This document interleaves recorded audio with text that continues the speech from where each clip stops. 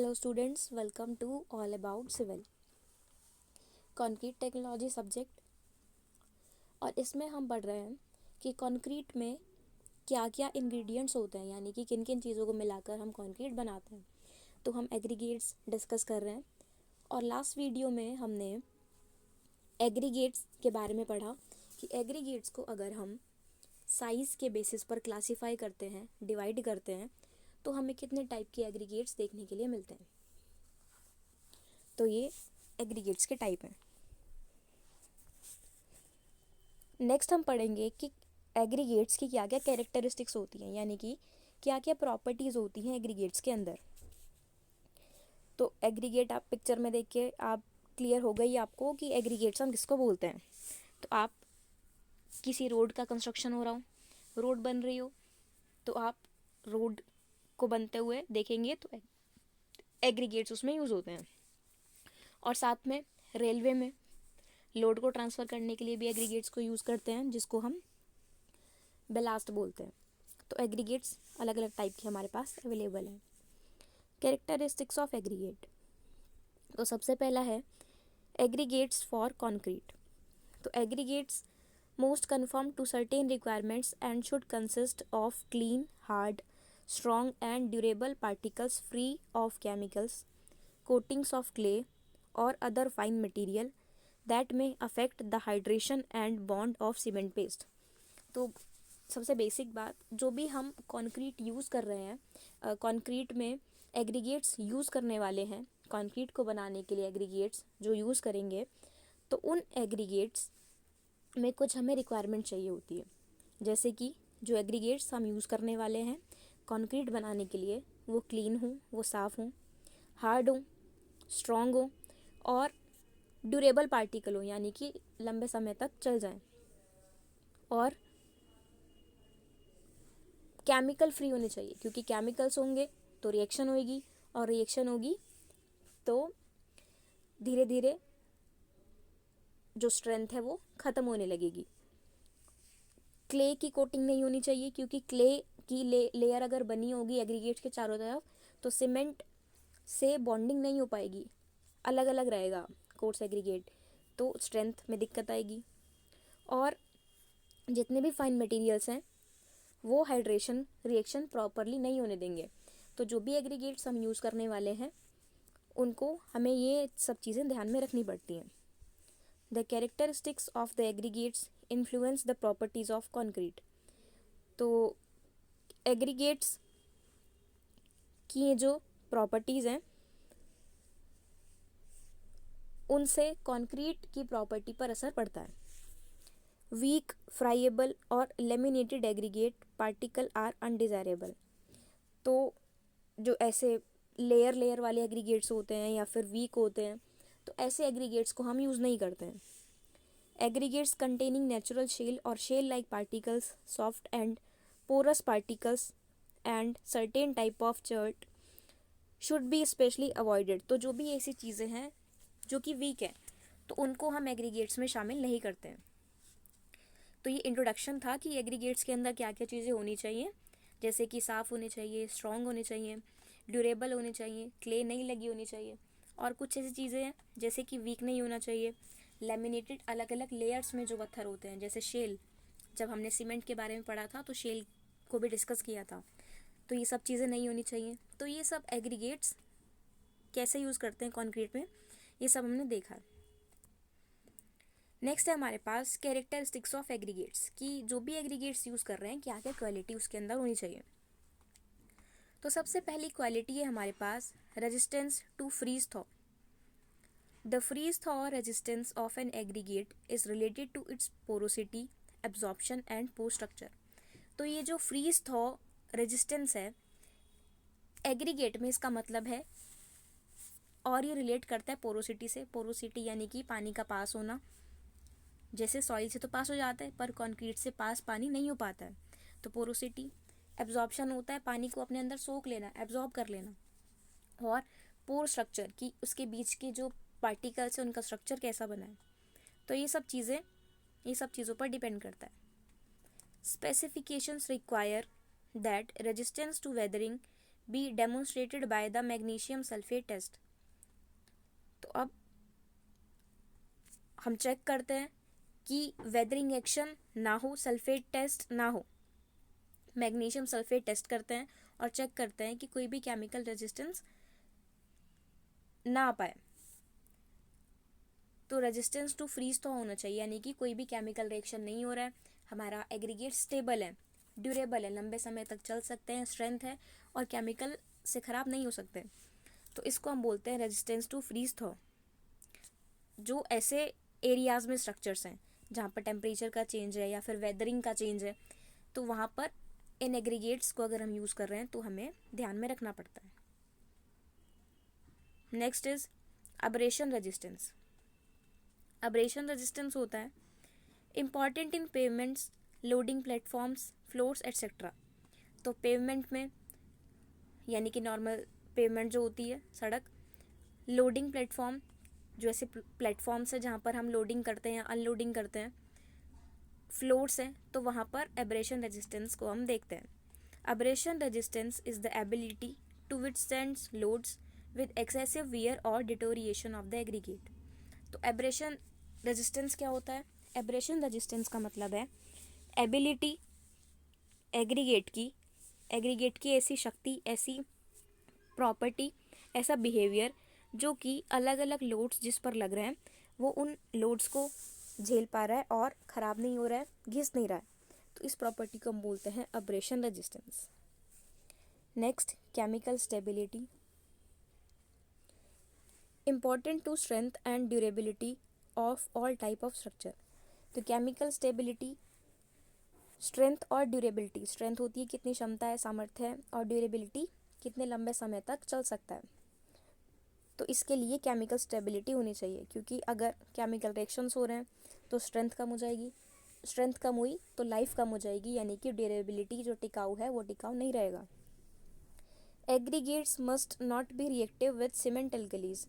Aggregates cement alkali से react नहीं करना चाहिए। This reaction may cause abnormal expansion and map cracking of concrete. तो अगर एल्कली रिएक्शन होती है तो इससे क्या होगा? एबनॉर्मल एक्सपेंशन होगा और मैप क्रैकिंग होगी, यानी कि कहीं कहीं एक्सपेंशन हो जाएगा और एक्सपेंशन होगा तो दरारें आएंगी, तो मैप क्रैकिंग भी हो सकती है, यानी कि पूरा स्ट्रक्चर भी क्रैक हो सकता है। अगर केमिकल स्टेबिलिटी नहीं होगी तो हमें ये सब चीज़ें चेक करनी पड़ती है। आप ये तीनों प्रॉपर्टीज़ यहाँ से रीड करो, फिर आगे हम और कंटिन्यू करेंगे। सबसे पहला रेजिस्टेंस टू फ्रीज थॉ, यानी कि टेम्परेचर का जो चेंज आ रहा है, वेदरिंग का चेंज आ रहा है, उसके बारे में।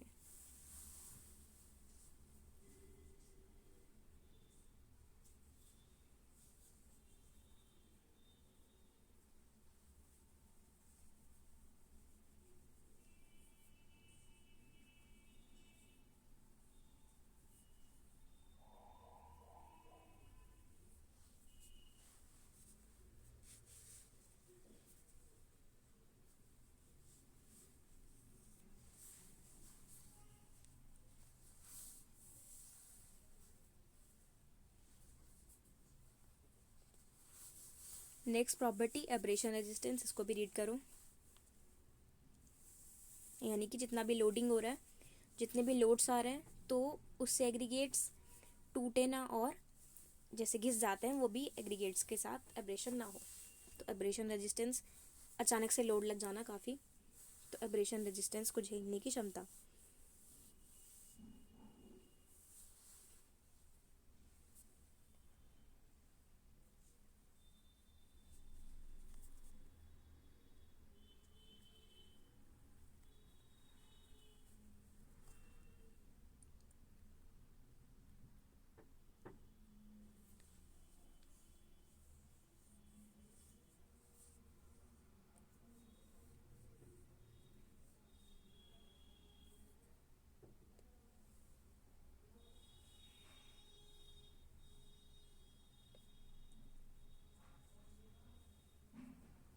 And last chemical stability. तो ये तीनों पॉइंट्स आपने रीड कर लिए हैं, स्क्रीनशॉट हो गया होगा। नेक्स्ट देखते हैं इसके बाद, particle shape and surface texture. अब पार्टिकल का शेप कैसा है, जैसे हमने डिस्कस किया था कि अलग अलग शेप होती है, round, irregular, angular, elongated, flat. तो ये सब शेप्स हैं। तो इन शेप्स का भी कंक्रीट पर असर पड़ता है, और सरफेस टेक्सचर कैसा है इसका भी कंक्रीट पर असर पड़ता है। तो important to the workability of fresh concrete, जैसी शेप होगी, जैसे सरफेस टेक्सचर होगा, तो वर्केबिलिटी, वर्केबिलिटी का मतलब होता है काम करने में आसानी, काम करने का तरीका आसान होना। तो वर्केबिलिटी सही रहेगी अगर पार्टिकल की शेप और सरफेस स्ट्रक्चर सही है।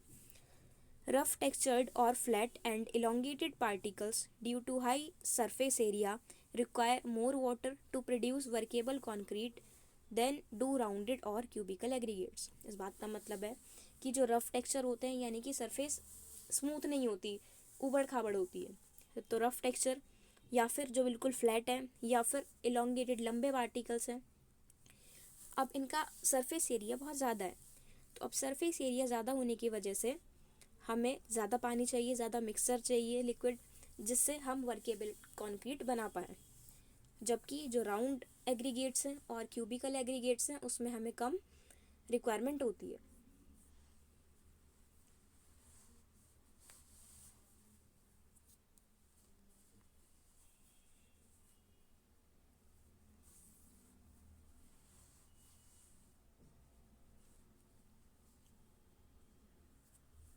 इसके बाद ग्रेडिंग पढ़ते हैं।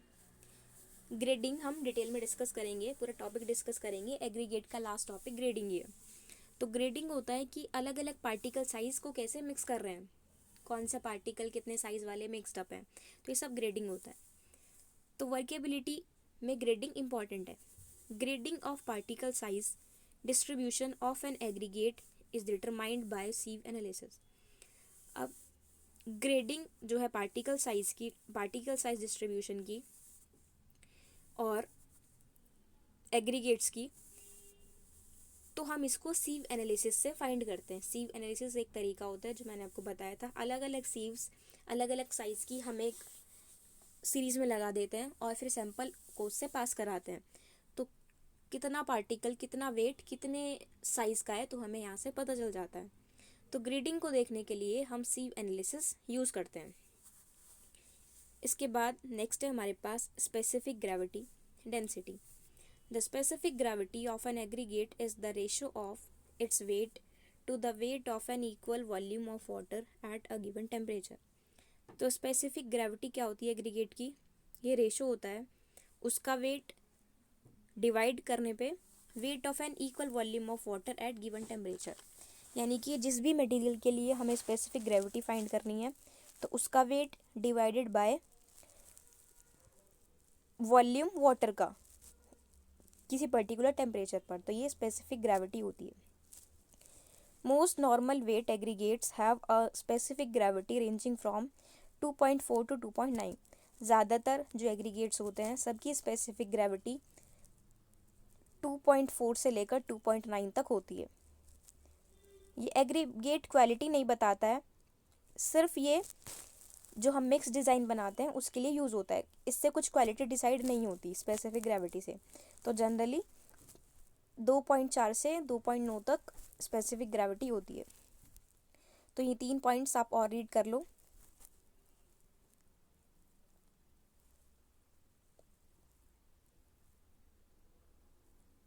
Particle shape and surface texture.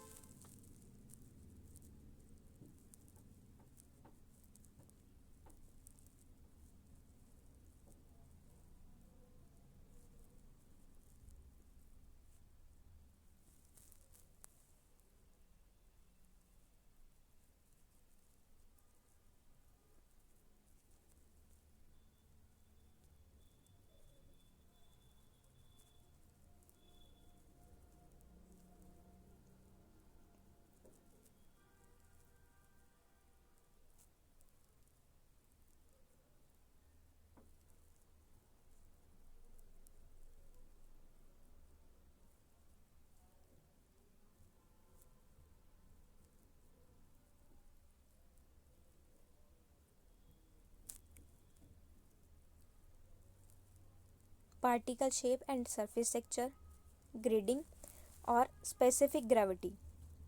तो ये 3 पॉइंट्स। इसके बाद नेक्स्ट है हमारे पास एब्जॉर्प्शन एंड सरफेस मॉइस्चर। अब एब्जॉर्प्शन यानी कि कितना वाटर एब्जॉर्ब हो रहा है और सरफेस पर कितना मॉइस्चर है। The moisture condition of aggregates are designed as, तो जितनी भी मॉइस्चर कंडीशन है एग्रीगेट की, वो ओवन ड्राई देखते हैं हम, ओवन ड्राई में फुली एब्जॉर्बेंट, पूरा एब्जॉर्ब हो जाता है। एयर ड्राई में dry at surface but containing some interior moisture. तो अगर ओवन ड्राई हम करते हैं तो उसमें क्या होता है, पूरा पानी एब्जॉर्ब हो जाता है। अगर हम एयर ड्राई करते हैं यानी कि ऐसी खुली एयर में सुखाते हैं तो जो सरफेस है बाहर से तो सूख जाते हैं लेकिन अंदर से पानी रह जाता है। सैचुरेटेड सरफेस ड्राई यानी कि neither absorbing water from nor contributing water to the concrete mix, ना तो वो पानी मिक्स से लेते हैं यानी कि जितना हमने मिक्स बनाने के लिए पानी डाला है ना तो उस पानी को अपने अंदर एब्जॉर्ब करते हैं और ना ही अपने अंदर से पानी मिक्स में ट्रांसफ़र करते हैं, तो सैचुरेटेड सरफेस ड्राई होते हैं। फिर वेट विथ फ्री मॉइस्चर, ऐसे aggregate containing an excess of moisture on the surface, जिनकी सरफेस पर बहुत ज़्यादा मॉइस्चर रहता है। फिर batch weight of materials must be adjusted for moisture conditions of the aggregates. तो हमें एग्रीगेट की मॉइस्चर कंडीशन जैसी हैं उनके बेसिस पर हम उनको यूज़ करते हैं, जैसे उनकी क्वालिटी है, जैसा उनका नेचर है, उसके बेसिस पर हम ऐड कर लेते हैं जिस एग्रीगेट को हमें यूज़ करना होता है। ड्राई रॉडेड यूनिट वेट ये इंपॉर्टेंट नहीं है, तो सिर्फ ये पॉइंट एक और रह गया, एब्जॉर्प्शन एंड सरफेस मॉइस्चर, आप इसको भी यहाँ से रीड कर लो।